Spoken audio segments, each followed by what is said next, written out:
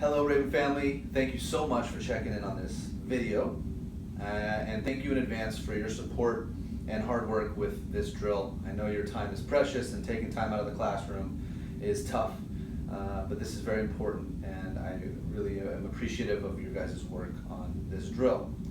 Tuesday, December 8th, we're going to have a drill. It's a 3-in-1 drill. It will involve an earthquake component, fire component, and then a full evacuation. At 10:48, you'll hear us come on the announcement with the earthquake portion, and we will ask for a duck and cover. That should only last about a minute. After the minute, we will say hi. I'm trying to video my video. It's a nightmare. Be Hello? safe. Thanks.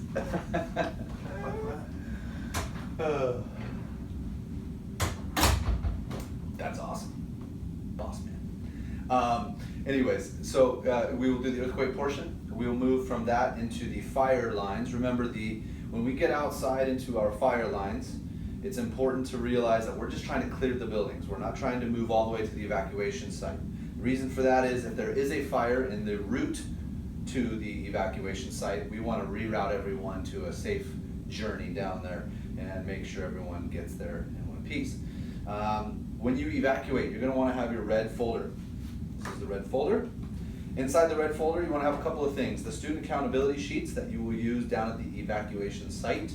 You want to have a student roster of your classes, all 3 classes that you teach, or more, or less. This is the evacuation map that you guys may or may not have in the red folder. It might be up in your classroom by the door is where it should be. And then also there's the packet, the safety emergency plan. It has all the jobs that each person is involved in and so on. So those are the things you're going to need. You're going to need that along with your teacher sign. Our hopes are and the expectations are, and if you don't mind talking to your students about lining up in a nice straight line and quietly moving from one place to another for obviously safety purposes, that would be great. So once we're in the fire lines, stand in place, and you'll hear another announcement at that point to then move on to your evacuation site. It's a good idea to go out in your fire line somewhere that is on the way to your evacuation route rather than having to backtrack. And if you have any questions about the evacuation routes or any of this, feel free to contact me.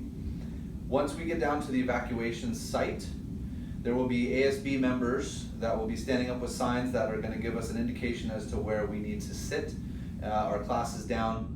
And there's also going to be ASB members all throughout the campus helping out with the logistics of this drill. They've been briefed on what we're doing and are going to be very helpful, so thank you ASB.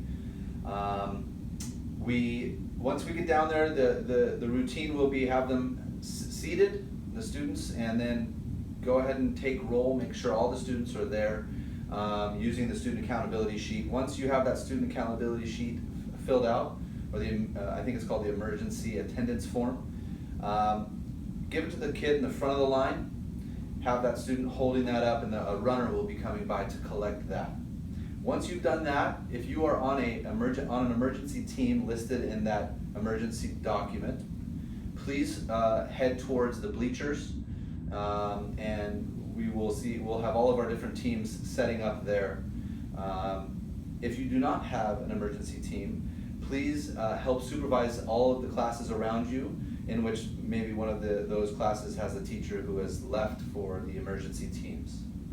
Our hopes are to get everybody over to that area, kind of do a quick talk about some of the things that they might do in an emergency, get them back over to their classes, and then head you guys on back for lunch. So that's the drill. I really appreciate it again. I know this is something new for a lot of us, and I look forward to it. Thank you so much.